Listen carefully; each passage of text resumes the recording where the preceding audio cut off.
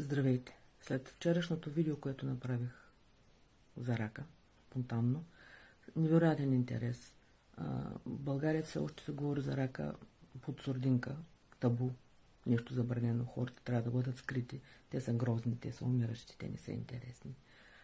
Обаче, първия рак съм лекувала в България преди 20 години, слава Богу, успешно. Втория лекувам в Англия, надявам се пак да е успешно. Винаги съм говорила за рака, винаги съм търсили хора, след като се справих първия път. За емоционална подкрепа, да ги стимулирам, не знам, аз понеже никога не съм се предавала. И затова съм решила да направя няколко видеа, колкото е необходимо за рака. Ще имат малки заглавия, който не иска може да ни гледа, няма никакъв проблем. Каквото мога ще покажа.